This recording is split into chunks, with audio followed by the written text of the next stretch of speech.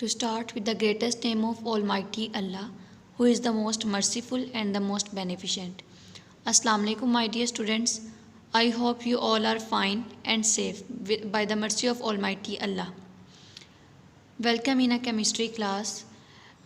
My dear students, today our topic is oxidation and reduction reactions.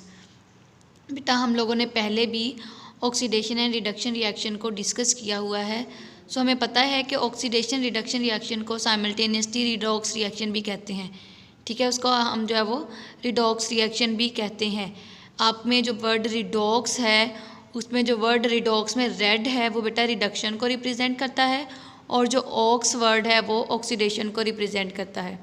ठीक है, सो हमने ये पहले भी डिस्कस किया हुआ है कि जो रिडॉक्स रिएक्शन है उसमें क्या होता है कि जिस टाइम रिडक्शन हो रही होती है उसी टाइम रिएक्शन में ऑक्सीडेशन भी हो रही होती है। यानी ऑक्सीडेशन और रिडक्शन दोनों बेटा साइमल्टेनियसली एक रिएक्शन के अंदर जो है वो एग्जिस्ट करते हैं कि किसी भी केमिकल रिएक्शन में अगर ऑक्सीडेशन हो रही है इट मीन्स उसमें रिडक्शन भी होगी। ठीक है, अकेली ऑक्सीडेशन या अकेली रिडक्शन नहीं होगी, बल्कि अगर एक केमिकल रिएक्शन हो रहा है और उसमें एक एलिमेंट की ऑक्सीडेशन हो रही है तो दूसरे की रिडक्शन भी हो रही होगी। ठीक है, सो इसे हम क्या कहते हैं, रिडॉक्स रिएक्शन कहते हैं। इसके अलावा बेटा इन रिएक्शंस में क्या होता है कि जो ऑक्सीडेशन स्टेट होती है वो चेंज होती रहती है। ऑक्सीडेशन रिडक्शन रिएक्शन जिनको रिडॉक्स रिएक्शंस भी कहते हैं, इनकी एक स्पेसिफिसिटी ये भी है कि इनकी जो है वो बेटा ऑक्सीडेशन स्टेट चेंज होती रहती है। ये बात याद रख लें कि इनकी ऑक्सीडेशन स्टेट चेंज होती रहती है। कैसे होती है ये मैं आपको एक्सप्लेन करती हूँ। ठीक है, बस आप ये चीज़ माइंड में बिठा लें कि ऑक्सीडेशन रिडक्शन रिएक्शंस में ऑक्सीडेशन स्टेट जो एलिमेंट की है वो चेंज होती रहती है।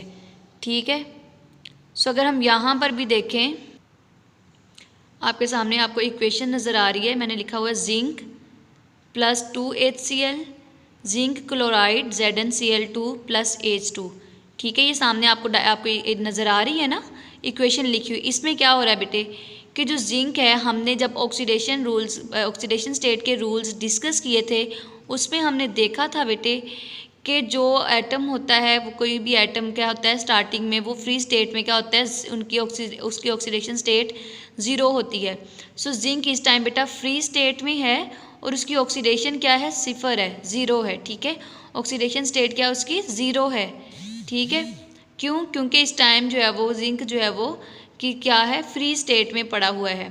ठीक है, नेक्स्ट जो बेटा हमारे पास हाइड्रोजन क्लोराइड है, अगर हम उसमें देखें तो हमने पहले भी डिस्कस किया हुआ है कि जब HCl इनके दरमियान हाइड्रोजन क्लोराइड या इसको हाइड्रोक्लोरिक एसिड भी कहते हैं, इनके दरमियान जब रिएक्शन होता है तो क्या होता है, जो कोवलेंट बॉन्ड बनता है म्यूचुअल शेयरिंग से होता है। ठीक है, अब क्लोरीन के ऊपर नेगेटिव चार्ज और हाइड्रोजन के ऊपर पॉजिटिव चार्ज क्यों आ जाता है कि बेटा जो हाइड्रोजन भी अपना इलेक्ट्रॉन शेयर करता है और क्लोरीन भी अपना इलेक्ट्रॉन शेयर करता है। और इस शेयरिंग के दौरान क्या होता है कि जो क्लोरीन होता है बेटा उसके वैलेंस शेल में 7 इलेक्ट्रॉन होते हैं, तो वो क्या करता है, हाईली इलेक्ट्रोनेगेटिव होता है, तो उस शेयर्ड इलेक्ट्रॉन पेयर को क्या करता है, अपनी तरफ खींच लेता है, पुल कर लेता है। तो वो जो शेयर्ड इलेक्ट्रॉन पेयर होते हैं वो क्लोरीन की तरफ उनका झुकाव जो होता है वो ज़्यादा होता है, हाइड्रोजन की तरफ नहीं होता। इसलिए जो क्लोरीन होती है क्लोरीन के ऊपर जो है वो बेटा पार्शियल नेगेटिव चार्ज आ जाता है और हाइड्रोजन के ऊपर पार्शियल पॉजिटिव। और इसलिए भी ये भी है कि हाइड्रोजन की वैलेंसी +1 है और क्लोरीन की वैलेंसी -1 है। इसकी रीज़न ये है कि हाइड्रोजन अपना एक इलेक्ट्रॉन, हाइड्रोजन और क्लोरीन ने एक एक इलेक्ट्रॉन जो है वो क्या किया है, शेयर किया है। अब प्लस और माइनस क्यों आया है वो मैंने आपको बता दिया है कि क्लोरीन जो है वो इलेक्ट्रॉन पेयर को जो है वो अपनी तरफ अट्रैक्ट कर लेता है और इसकी वजह से इसके ऊपर जो है वो पार्शियल नेगेटिव चार्ज आ जाता है। ठीक है, और फिर हाइड्रोजन के ऊपर पार्शियल पॉजिटिव चार्ज आ जाता है। अब हुआ क्या, अभी हम रिएक्टेंट को ही देख रहे हैं कि जो जिंक है बेटा वो फ्री स्टेट में पड़ी है, उसकी ऑक्सीडेशन जो है वो फ्री जो है वो उसकी ऑक्सीडेशन स्टेट क्या है जी, ज़ीरो है, फ्री स्टेट में पड़ी है। तो लेकिन जैसे ही इसका केमिकल रिएक्शन हुआ जिंक ने क्या किया, क्लोरीन के साथ रिएक्ट करके जिंक क्लोराइड बना दिया है। ठीक है, अब जिंक की वैलेंसी जो है वो बेटा +2 है और क्लोरीन की -1 है। हम ये भी कह सकते हैं कि जिंक का ऑक्सीडेशन स्टेट चेंज हो गया। मैंने स्टार्टिंग में बोला था कि इन रिएक्शंस में क्या होता है, ऑक्सीडेशन स्टेट चेंज होती रहती है। सो जिंक जो है वो पहले उसकी ऑक्सीडेशन स्टेट 0 थी, 0 थी, अब क्या है +2 हो गई है।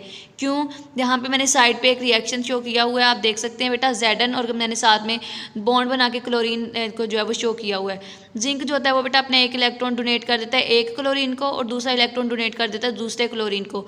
तो जिंक ने 2 इलेक्ट्रॉन डोनेट कर दिए हैं और उसके ऊपर जो है वो उसकी वैलेंसी क्या हो जाएगी, 2 हो जाएगी। अब आपको पता है जो एटम इलेक्ट्रॉन डोनेट करता है उसके ऊपर पॉजिटिव चार्ज आ जाता है, तो जिंक के ऊपर जब वो पॉजिटिव चार्ज आ जाएगा इट मीन्स जिंक की वैलेंसी +2 हो जाएगी।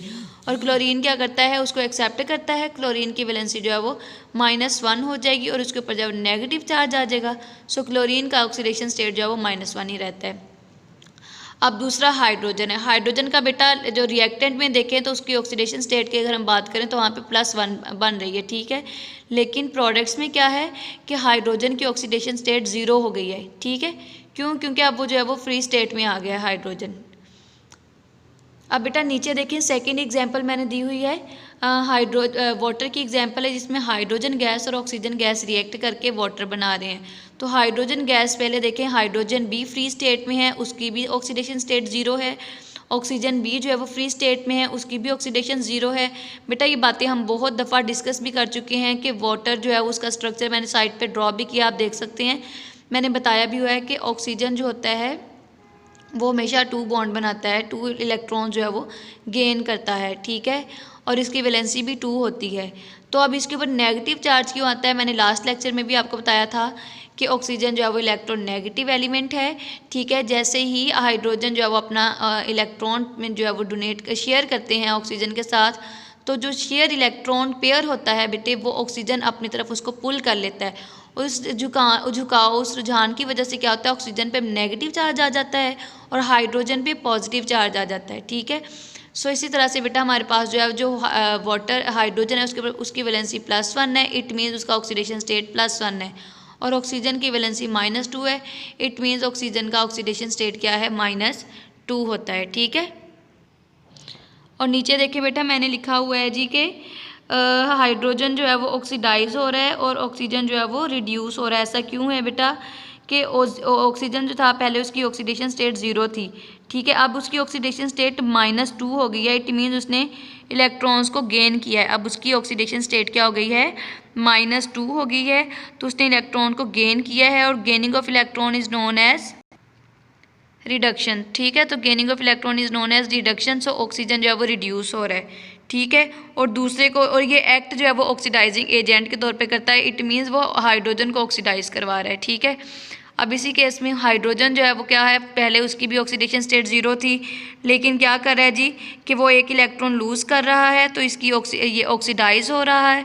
और इट मीन्स के ऑक्सीडाइज क्या होती है बेटा, लूजिंग ऑफ इलेक्ट्रॉन जो है वो क्या होता है, ऑक्सीडेशन होती है, ठीक है। हमने जो है वो डेफिनेशन पहले भी पढ़ी हुई है। सो हाइड्रोजन यहाँ पे ऑक्सीडाइज हो रहा है और उस ऑक्सीडाइज होने की वजह से क्या हो रहा है जी कि ये एज अ रिड्यूसिंग एजेंट जो है वो यूज़ हो रहा है, ठीक है।